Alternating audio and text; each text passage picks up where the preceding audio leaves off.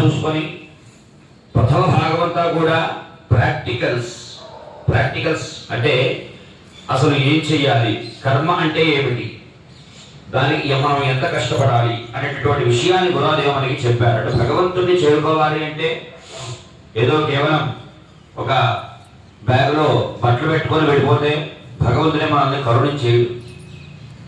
దానికి ఒక సాధన కావాలి.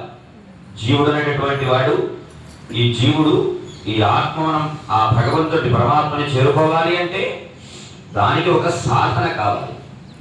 ఆ సాధన ఎలా చేయాలి, దానికి ఎంత కష్టపడాలి అనేటటువంటి విషయాన్ని మనకి గోదాదేవి స్వభాగం అంతా కూడా అంటే కర్మకాండ అంతా కూడా చెప్పారు. నేను చెప్పాను, కర్మకాండ అంటే మనం అనుకునేటటువంటి ఆ కర్మకాండ కాదు. కర్మ అంటే ప్రక్రియ, చేయవలసినటువంటి విధి, దానిని కర్మ అని అంటారు. నిన్నటి పాశురం నుంచి చెప్పాను కదా, నిన్నటి పాశురం నుంచి మన చివరి వరకు దీన్ని జ్ఞానకాండ అని అంటాం. అంటే భగవద్ జ్ఞానము. భగవంతుడిని మనం ఒకసారి చేరుకోనే ప్రయత్నం చేసిన తర్వాత వారి దర్శనం మనకి ఎలా అవుతుంది, భగవంతుడిని మనం ఏ విధంగా దర్శనం చేసుకోవాలి, వారి నుంచి వచ్చేటటువంటి అనుగ్రహాన్ని మనం ఏ విధంగా పొందాలి, వారి దగ్గర నుంచి మనం ఏమి ఆశించాలి అనేటటువంటి విషయాన్ని మనకి గోదాదేవి తృతీయార్థంలో చెప్తారు. నిన్నటి రోజున ఆ నందగోపుడి యొక్క దివ్య భవనానికి కోయిల్ అంటారు. భగవంతుడు ఉండేటటువంటి ఆ ఆలయాన్ని కోయిల్ అంటారు అన్నమాట. మన ఇల్లేనా అవ్వచ్చు, మన ఇంట్లో భగవంతుడు ఉన్నాడో మనం భావిస్తే దాని మనం కోవిల అనే మనం సంబోధించుకుంటే మనం మరింత భగవత్ సాంగత్యాన్ని పొందిన వాళ్ళం అవుతాం. ఆ విధంగా నిన్నటి రోజున గోదాదేవి ఆ కోవిల్ భగవంతుడి యొక్క దివ్య సన్నిధానానికి వెళ్ళారు. గోదాదేవి అంటే మనమే వెళ్ళాం.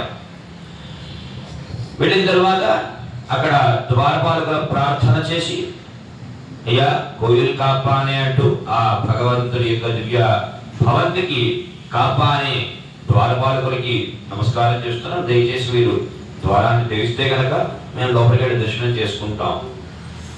ఎందుకు అంటే మేము పరిశుద్ధులమై వచ్చాం కదా, పరిశుద్ధులమై వచ్చాము, మేము ఎటువంటి హాని కనిపెట్టాము. స్వామి దగ్గర నుంచి భగవన్ నామస్మరణ చేయడానికి తగినటువంటి ఒక పరైనటువంటి వాయిద్యాన్ని తీసుకోవడానికి మేము పెడుతున్నాం. అయ్యా పరై అంటే సుమారుగా మన వాళ్ళు వాయిస్తూ ఉంటారు, తప్పెటి గుళ్ళు అంటారు తెలుసా అండి. దానికి ఒక ఇది కూడా ఉంది. పరై అంటే హృదయం దగ్గర పెట్టుకుని వాయించేది అని ఒక అర్థం ఉన్నది. తప్పెటి గుళ్ళు ఎలా వాయిస్తారు, ఇలా ఇలా ఇలా వాయిస్తారు, ఇక్కడ కట్టేసుకొని తెలుసు, మీరు ఇప్పుడు చూసే ఉంటారు తప్పెటి గుళ్ళు అంటే. ఆ విధంగా ఆ తప్పెటి గుళ్ళు అలాగ పరైనటువంటి వాయిద్యాన్ని తీసుకోవడానికి వచ్చాము అని చెప్పి నిన్న ద్వారపాలకులు ప్రార్థన చేసి వెళ్ళారు. నిన్నటి పాశురము ఇవాళ పాశురం కూడా ఆచార్య సంబంధమైనటువంటి పాశురాలు. ఆచార్యులు అంటే గురువు గారు. చెప్పాను కదా నిన్న, భగవంతుని యొక్క దర్శనం అయిపోవాలి అంటే వెళ్ళదు అలాగా అర్చాదుపాన్ని దర్శనం చేసుకుంటే అయిపోయినట్టే. కానీ అంత విషయం అది కాదు. వారి సాక్షాత్ దర్శనం వేరు, సాక్షాత్కారం వేరు, రెండిటికి చాలా తేడా. ఆ సాక్షాత్కారం మనకు అవ్వాలంటే వేదానికి అవ్వలేదుట. యతో వాచో నివర్తంతే అప్రాప్య మనసా సహా అని వేదం చేతులకు తీసింది. నా వల్ల కాదు, నాకే దొరకలేదా భగవంతుడు అని వేదం కూడా చెప్పలేదు, ఉపనిషత్తు చేతులకు తీసింది. ఆ విధంగా అంత సింపుల్గా దొరికేస్తాడా ఆయన? అంత ముద్దులాడి కోరుముద్దలు తినిపించినటువంటి యశోదాదేవికే ఆయన చిక్కకుండా దామోదరుడు అనేటువంటి ఒక నామకరణాన్ని చేసుకున్నాడు. ఎప్పుడు ఆ రోలు కేసు కట్టేయడానికి ప్రయత్నం చేసిందట. వీడు నా బిడ్డడు, ఎలాగైనా సరే నేను వీడిని బంధించగలను అని ఒక దీంతో ఆవిడ వెళ్ళింది. భగవంతుడి దగ్గర కించిత్ కూడా అంటే కొంచెం కూడా మనకి అహంకార భావన ఉండకూడదు. ఉందా అయిపోయామే, ఆయన ఖచ్చితంగా దొరకడం. మనకి దొరికాడని అనుకుంటాం, దాన్ని కృష్ణమాయ వైష్ణవమాయ అంటారు. దొరకడు ఆయన, విష్ణుమాయ దొరకదు, అంత సింపుల్గా దొరకడాయి. చిక్కుడు దొరకడం అన్నట్టు దొరకడం మనకి ఆయన. ఆ విధంగా కృష్ణ పరమాత్మ ఆవిడ ఆ రోల్ కేసు కడదామని తీసుకెళ్ళి కూర్చోబెట్టింది. చెట్టుపేట ఎంతోడు ఎత్తే ఉన్నాడు, పుట్టిగా డైపర్ వేసుకున్నాడో ఎంతో లేదు తెలియదు మనకి, చిన్న గోజీ పెట్టుకొని ఉన్నాడు ఆయన. కడుతుంది కడుతుంది కడుతుంది, ఎంత అటాచ్ చేసినా అవ్వట్లేదుట. చివరికి నీరసం వచ్చి, అబ్బా ప్లీజ్ అయ్యా నువ్వు కాస్త నన్ను అనుగ్రహించని అనలేదు కానీ కాస్త వశపడవయ్యా అని కాస్త ఏదో ప్రార్థనలా చేసేసరికి సర్లే ఇప్పుడు ఏమిటి ఎందుకు ఏడిపించడం, అప్పుడు ఆవిడ ముడిపెడతాడు. అప్పటిదాకా ముడిపడ్డట్టు ఆవిడ కూడా కట్టడానికి. అలాగా ఆయన దామోదరుడు అయ్యాడు. ఆ విధంగా భగవంతుడు అంత సింపుల్గా మనకి ఏమీ దొరికేదు, దానికి సాధన కావాలి. ఆ విధంగా దానికి సాధన చేయాలి అంటే సాధన ఎలా చేయాలో చెప్పేటటువంటి ఆచార్యులు మనకి చాలా. ఆ విధంగా ఈరోజు ఆ ఆచార్య ప్రార్థన చేస్తున్నారు గోదాదేవి. ఎవరు ఆచార్యులు మనకి ప్రస్తుతానికి? కృష్ణ పరమాత్మను దర్శింపజేయడానికి ఉన్నటువంటి మనకి ఆ ప్రధాన ఆచార్య మార్గం ఎవరు? నందగోపుడు. వారిని ప్రార్థన చేస్తున్నారు. వీళ్ళు అంబరమే కన్నీరే షోరే అరుణ్ శయ్యం ఎంబెరుమాన్ నందగోపాల ఎగుందిరాయి కుంభనార్కెల్లా కొడుందే గొలవడకి. వీళ్ళందరూ కూడా ఫ్యామిలీ ప్యాకేజీలో ఉన్నారు పడుకొని. మొత్తం నందగోపుడు దగ్గర నుంచి ఇప్పుడు గోపికల దగ్గర నుంచి అందరూ పడుకొని ఉన్నారు. రాత్రంతా కృష్ణ పరమాత్మ ఆ ఇంటికి అరుగు మీద ఈ గోపికలు, అదేవిధంగా ఈ నందగోపుడు, కృష్ణుడు అందరూ కూర్చొని కబుర్లు ఆడుకుని లేట్ అయిపోయింది. న్యూ ఇయర్ చెప్పుకునేసరికి లేట్ అయిపోయింది. పొద్దున లేవలేదు. లేకపోయేసరికి వీళ్ళందరినీ లేపుకుంటూ వెళ్ళారు. గోదాదేవి లేపుకుంటూ వెళ్ళి చివరికి ఆ నందగోపుడు భవంతికి కూడా వెళ్ళారు. వెళ్ళి చెప్తున్నారు ప్రార్థన. లోపలికి వెళ్ళారు. మొత్తం మీద నిన్న లోపలికి వెళ్ళి ఇవాళ ప్రార్థన చేస్తున్నారు. ముందు పొగుడుతున్నారు ఆయన. ఏమని? ఇప్పుడు మహారాజు గారి దగ్గరికి వెళ్తే ఏం చేయాలి? వెళ్ళి నాకు ఫలానా కావాలని డిమాండ్ చేస్తే ఆయన చీపమ్మంటాడు ఫస్ట్ శరఖండనే. ఆ విధంగా మనం వెళ్ళి మహారాజు గారి దగ్గరికో లేకపోతే మనకి కావాల్సిన వారి దగ్గరికి వెళ్ళి మనకు పని అవ్వాలంటే వీళ్ళు డిమాండ్ చేయకూడదు, రిక్వెస్ట్ చేయాలి. ఆ విధంగా వాళ్ళు వెళ్ళి ఆయన పొగట్టం ప్రారంభించారు. అయ్యా మహారాజా, మీరు మహానుభావులు, మంచి దాన గుణం కలిగినటువంటి వారు. అంబరమే కన్నీరే, అంబరమే అంటే వస్త్రాదులు మీరు దానం ఇచ్చారు చాలా మందికి. అదేవిధంగా కన్నీరే నీటిని దానం చేశారు. నీటిని దానం చేయడం అంటే అర్థం ఏంటండి? నీటిని తీసుకెళ్ళి దీంట్లో పోయడమా? కాదు. జనానికి తగినటువంటి ఆ గోతులు తీయించడం, ఏమంటారు, సరస్సులు తవ్వించడం, అదేవిధంగా బావులు తవ్వించడం, దానిని నీటిని దానం చేయడం అంటారు. ఆ విధంగా నీటిని అందరికీ దానం చేశారు. షోరే అన్నాదులు అంటే అన్న దానాన్ని కూడా మీరంతా అందరికీ చేశారు. అంత గొప్పవారండి మీరు. సాక్షాత్తు ఎంబెరుమాన్ నందగోపాల్. ఎంబెరుమాన్ ఆ భగవంతుడినే మా అందరికీ, భగవంతుడికే తండ్రి అయినటువంటి నందగోపులు మీరు. ఇక్కడ మనకి దాన గుణం అంతుందా అంటే మనకి దాన గుణం అనేటటువంటి ఒక కాన్సెప్ట్ వచ్చేసరికి మనకి అయితే దాన కర్ణుడు గుర్తు రావాలి. లేకపోతే వెన్నుపూసలు దానం చేసినటువంటి దధీచి మహర్షి గుర్తు రావాలి. లేకపోతే తొడలోంచి కూడా మాంసాన్ని తీసిచ్చినటువంటి ఆ శివ చక్రవర్తి గుర్తుకు రావాలి. మరి ఈయనేంటండి, ఈయన దానం చేశారండి, ఈయన దానం చేసినటువంటి ఎక్కడ చరిత్రలో లేదే అంటే ఆయన దానం చేసినట్టు ఆయన చెప్పుకోక్కర్లేదుట. ఆయన ద్వారా వచ్చినటువంటి ఆ గుణం ఏదైతే ఉందో, ఇప్పుడు మనం మన పెద్దలు ఏం చేస్తారు, మన పిల్లలు అదే చేస్తారు, అంతే కదా. మా నాన్నగారు అర్చన చేశారు కాబట్టి నేను అర్చన చేస్తున్నాను. అదే నేను అర్చన చేయకుండా నేను వేరే పని చేస్తున్నా, పిల్లాడు వేరే పని చేస్తాడు, నేను ఏం చేస్తున్నా అదే చేస్తాడు. ఒక సామెత లేదు, ఏ గూటి చిలకలు ఆ గూటి పలుకులే పలుకుతాయని.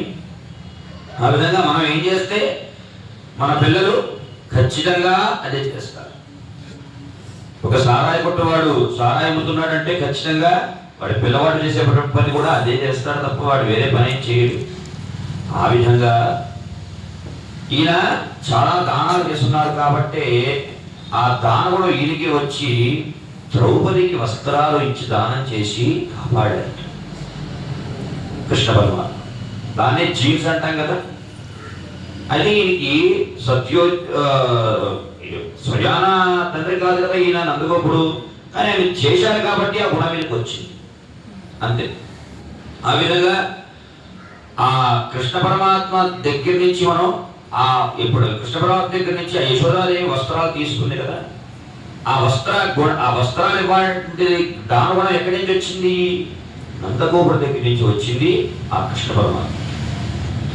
ఆ విధంగా ఇంతటి మహానుభావులు పెద్దలు మేమంతా కూడా కృష్ణ పరమాత్మ దర్శనానికి వచ్చాము. శివరే అరుణ్ శయ్యం ఎంబెరుమాన్ నందగోపాల ఎడుందిరాయి నందగోపరాజా లేవండి, ఎడుందిరాయి ఇద్దరు లేవండి, కుంభనారికెల్లాం కొడుందే కులవిడక్కే ఎంబెరుమార్తి అయింది. నందగోపుని లేపారు. లేపిన తర్వాత పక్కకి వెళ్ళారు. పక్కకి వెళ్ళిన తర్వాత అక్కడ మర్చిపోయారు, మనం కృష్ణ పరమాత్మ కేవలం వస్త్రాలు ఇచ్చాడు అనుకున్నాం. మరి అన్నాలు కూడా అన్నదానం కూడా చేశాడు అనుకున్నాం కదా. అన్నదానం చేసినప్పుడు మరి కృష్ణ పరమాత్మ దగ్గర మనం ఎప్పుడు చూసాం? అది ఎప్పుడు చూసాం? ఈయన గోవర్ధనగిరిని ఎత్తాడు. గోవర్ధనగిరిని ఎత్తిన తర్వాత మొత్తం చిటికిన వేల మీద అందరినీ పెట్టుకుని చిటికిన వేల దాన్ని అంటారు గోవర్ధనగిరిని పెట్టుకుని పాపం అందరినీ కాల్చుకుంటూ వారి యొక్క తండ్రి గారి దానగుణమైనటువంటి ఆ అన్నదానాన్ని ఆయన తెలియకుండా అందరికీ ఆకలి లేకుండా చేశారట. అందరికీ ఎక్కడి నుంచి అన్నం వస్తుందో తెలియదు. భాగవతంలో చెప్తారు, ఎక్కడి నుంచి వస్తుందో తెలియదు, అందరికీ సమయానికి ఆహారం వచ్చేదట. అదే కృష్ణ పరమాత్మ దానగుణం అంటారు. మనకి సామాన్యంగాను ఈ దానము అనేసరికి మనందరికీ ఒక రకమైనటువంటి దుఃఖం వస్తుంది. ఒక చిన్న కథ చెప్తాను నేను. అది ఇందాకది ఏంటంటే సిగ్గు అవుతుంది అన్నది ఎవరు వేరేగా అనుకోకండి. జస్ట్ ఇందాక చెప్పేసిన తర్వాత నాకు ఐడియా వచ్చింది, తర్వాత రేపు చెప్పాల్సింది కదా అనుకున్నాను. చిన్న విషయం చెప్తాను, చిన్న పిట్ట కథ.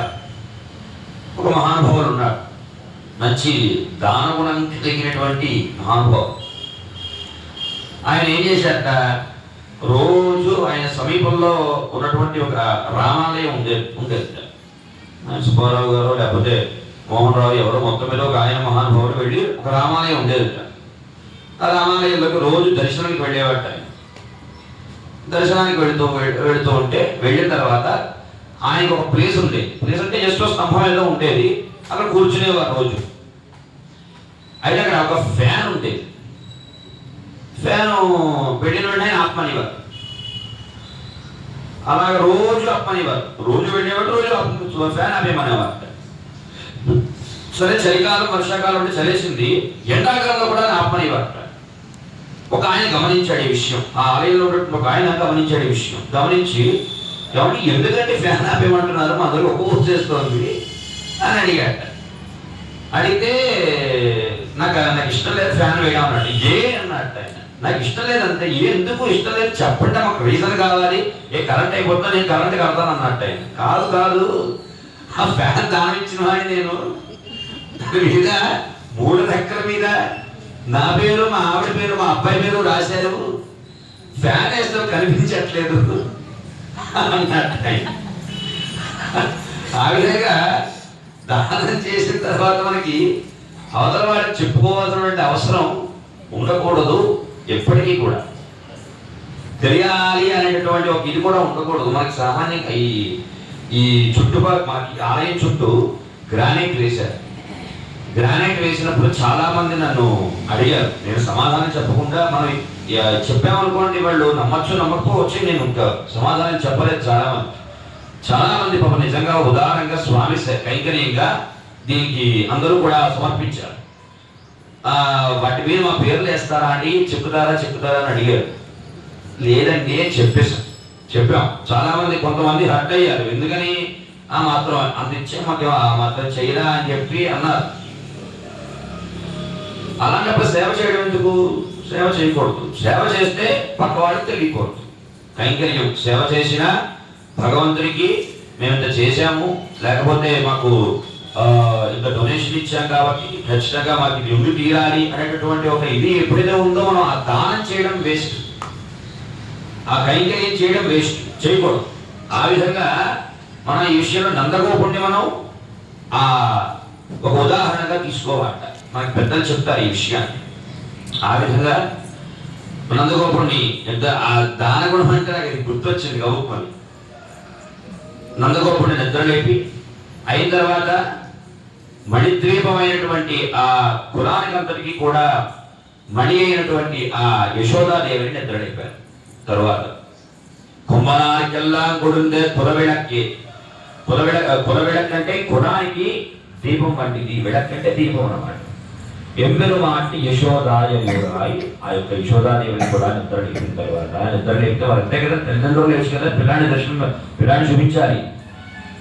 తరువాత అంబర మూడరద్దు ఓంగి ఎలహరంద ఉంబర్కోమానే ఉరంగాదింది రాయశంబర్ కిరడిచ్చబాబరదేవ. వెంటనే కృష్ణ పరమాత్మ దగ్గరికి వెళదాం అనుకున్నట్టు వెంటనే ఎలా కుదురుతుంది? మరి ముందు ప్రోటోకాల్ దగ్గర వాళ్ళ అన్నగారు ఉన్నారట.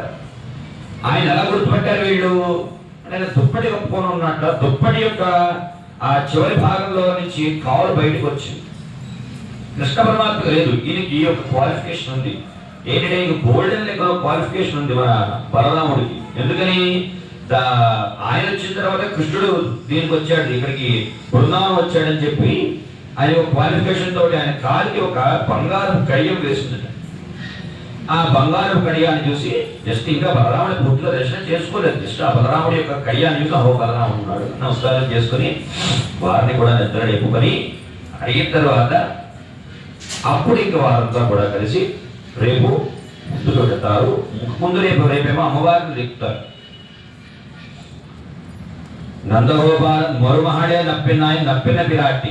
ఆ యొక్క నప్పిన పిరాటిని రేపు నిద్ర లేపి అయిన తరువాత మెల్లగా మెల్లగా మెల్లగా మెల్లగా 2-3 పాశురాల్లో నువ్వు చిన్నపిల్లలు తొందరగా లేస్తారంటే నువ్వు అలాంటి బంగారు తింటారు, ఇలాంటి బంగారు తింటారు, నువ్వు అలా ఉంటావు ఇలా ఉంటావు, ఇన్ని పొగిడితే కానీ లేవరు కదా చిన్నపిల్లలు. ఆ విధంగా పాపం చాలా కష్టపడి మారేమనే పాశురానికి బయటకు లాక్కొస్తారు గోదాదేవి.